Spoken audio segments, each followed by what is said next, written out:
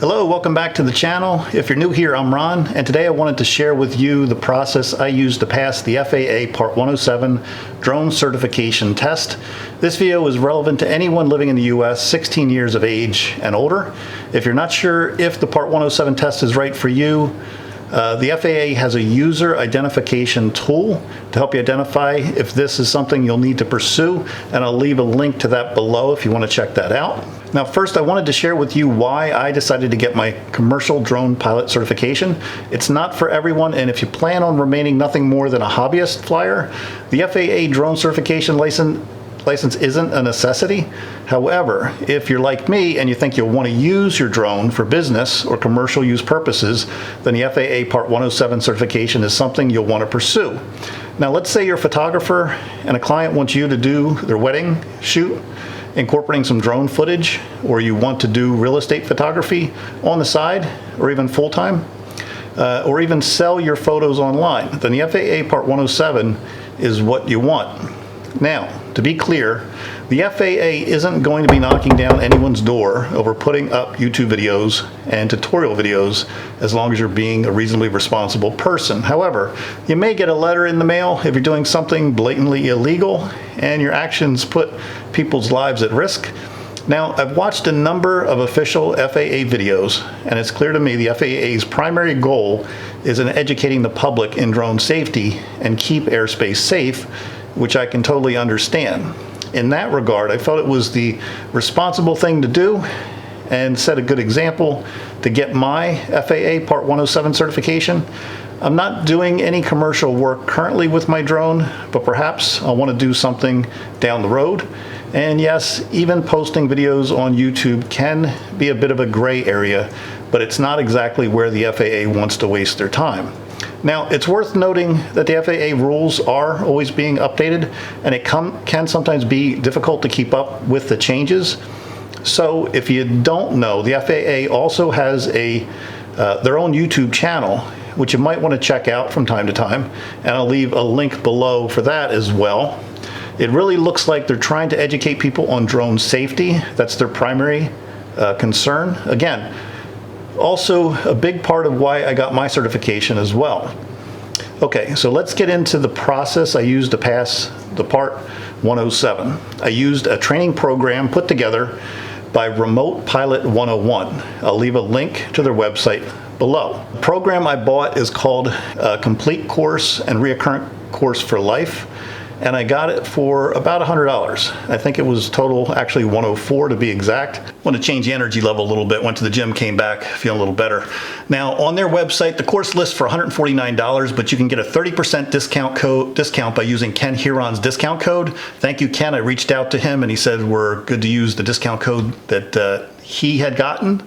So I'm sure some of you know who Ken is, and if you don't, well, feel free to check out his YouTube channel, and I'll leave a link to that below as well, in addition to the discount code that you can use. Now, I actually did reach out to REMOTEPILOT-101 to see if they could get me my own discount code for you guys as a way of saying thank you for supporting the channel. I only reached out a few days ago and I haven't heard back yet, so I'm still hoping, they get back to me. Maybe I can update the video with my own discount code for you guys as well. But wanted to get this video up and get the word out if you're thinking of taking the Part 107 test. So what can you expect from the Remote Pilot 101 program? Well, actually quite a bit. They're actually one of the largest Part 107 test prep courses out there today. They've successfully had over 18,000 tests passed and counting. They have what's called a recurrent course available for those who have previously passed their Part 107 certification, and they're looking to re-up their certification after 2 years. The instructor in these videos, Jason, does an excellent job of narrating and explaining everything you can expect to see in the Part 107 exam. Jason has over 10 years of being an FAA flight instructor. He has over 10,000 hours of flight experience, and I can tell you from listening to his training videos, he's got a solid grasp on the material that he's reviewing. Now, it's worth mentioning that I'm not compensated in any way from Remote Pilot 101 for recommending them. My goal here is to let you know how I passed the exam. I'll tell you I bought their program about a week ago. I studied consistently for several hours each day, and in 1 week's time took the exam and passed. Now, I'm not making any claims that you'll be able to knock this test out in a week. I've read comments in other YouTube videos where people have claimed they did nothing more than watch some free YouTube videos online and were able to pass with those alone. I've also seen claims from people who have studied for several months for this exam. Let me just say that the test is not a joke and you'll want to study to pass. I have a real hard time believing anyone could pass this exam without putting in some significant study time. Maybe a few of you out there. The only exception maybe would be those people who have operated in the airline industry previously, and even then the questions can be quite tricky, so without studying you're going to have a really difficult time. I personally feel that the $100 that I spent was well worth the money.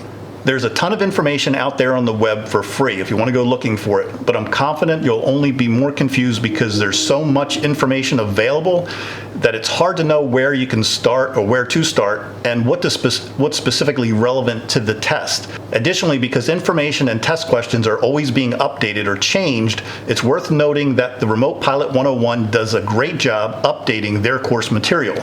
They continue to receive feedback from their customers on the test, and in turn they're always trying to improve the quality of their training material. So it's, again, always being updated. I'm certain that some of the existing YouTube videos, the free ones out there, posted a year or two ago, are outdated, and some of the information at this point isn't going to help you pass the test.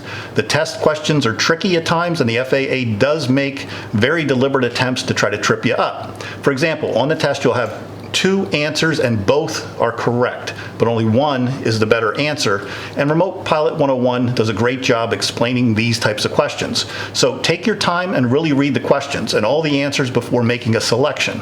Now, I noticed many times the first answer looked right, but reading through all the answers, the better answer was not the first one. Something to keep in mind. Also worth noting is the questions on the Part 107 are similar, but not exactly what you'll see on the test. Let me say that again. They're not exactly what you'll see on the test. So it's important to grasp the concepts. I can't emphasize that enough. If you're just memorizing the questions and not understanding the material, you're going to struggle with this exam. Once you've purchased the Remote Pilot 101 program, you can also ask follow-up questions through their online chat system. If you don't understand something in the training material, you can just shoot them a text and they'll respond. I sent a number of questions into Remote Pilot 101 and got quick and timely responses, usually within a day, to each and every one of my questions. I found this to be extremely helpful. Remote Pilot 101 also makes a money-back guarantee that if you do fail the test, that they'll pay for that exam. Each FAA 107 exam will cost you $150, so you'll want to pass this test. And finally, this course is for life. So remember, in 2 years, you're going to need to take the recurrent exam. And if you purchased this course from Remote Pilot 101, you're going to be covered for that. Again, the materials are constantly being updated, so keep all these factors in mind before spending your hard-earned money. I see a lot of programs out there costing $300–400. No way you need to spend that kind of money. I'll also mention that the FAA came out with a new LAANC, it's L-A-A-N-C, LAANC system a few months ago for getting airspace authorization. LAANC stands for Low Altitude Authorization and Notification Capability. There's nothing on the exam, I'll say it again, there's nothing on the exam about this LAANC system as of the upload date of this video, but I suspect it may show up sometime in the near future. In short, the system gives drone pilots access to controlled airspace at or below 400 feet and near real-time authorization to fly in this airspace. Prior to the release of the LAANC system, the only method for obtaining authorization was via Drone Zone website, but now there's actually 2 methods. Just something to be aware of. If you Google LAANC system, you'll find some good videos on this new FAA authorization system. Oh, one more thing. As I was editing this video, I realized I should also mention that the Part 107 training materials are available for free on the FAA website.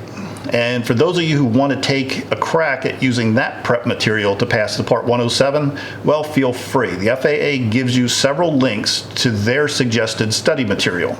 For me personally, I know reading through the FAA study guide materials just isn't for me, and knowing how I learn, it would be more difficult for me to retain the information just reading it off the FAA website.